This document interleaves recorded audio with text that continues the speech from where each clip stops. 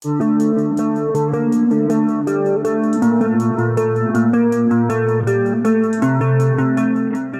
так каждое утро школьники села Мамак вынуждены ждать автобус, стоя на обочине под открытым небом. В этом месте, известном среди местных как остановка Джами, нет остановочного павильона. Здесь около остановки всегда все время лужи. Постоянно дети под дождем стоят. Дождь идет, все капает на них. Вот дети сказали, да, они в машине сидят, а у кого машин нету? Что делать родителям? Отпускают детей. Везде сделали остановки, вот эти вот красивые, с красивой такой пластика, стеклянная, красивые. У нас пролетели мимо. Почему? Непонятно. Никто не объясняет, никто ничего не говорит, никто с нами не советуется абсолютно. Мы когда идем в школу, там грязь, надо дороги сделать. Когда еще мы со школы идем, мы потом приходим домой грязные.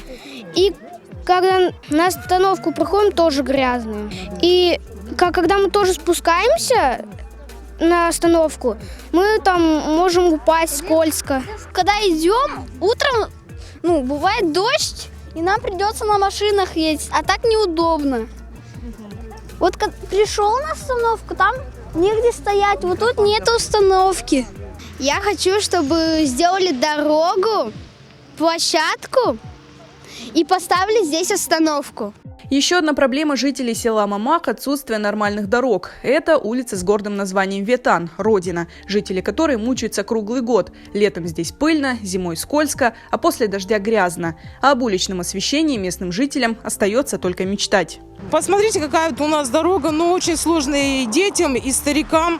В любое время года подниматься. За все это время, пока существует наше вот это село, вот это Строгановка и улица Ветан, у нас никогда не было освещения. Вот мы идем утром в потемках со своим этим телефончиком. Мы обязательно, у нас есть телефон, включаем фонарик, и так вот мы добираемся до той остановки. У нас нет никаких жизненных условий.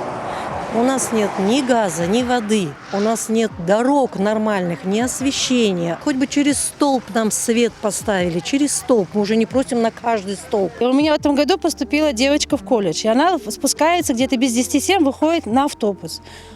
Очень темно. Иногда я ее провожаю прямо до горки и жду, когда она спустится, чтобы убедиться в том, что она дошла до остановки. Строгановка – это массивы Мамак и Васиет, крупное село. Здесь проживает около 10 тысяч человек, но некоторые проблемы не решаются здесь уже долгие годы. В селе нет газа, воды, а в школу и садик детям приходится ездить в соседнее село или в город.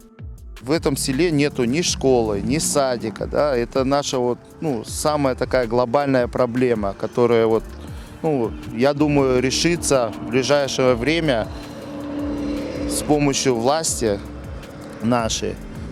Я думаю, они нас услышат, чтобы наши дети ходили в Строгановку, в школу, в садик, не ездили в город, не ездили в соседнее село, где там школа полностью переполнена и работают 2 смены. Нам надо освещение, тротуары, в первую очередь, первоочередное.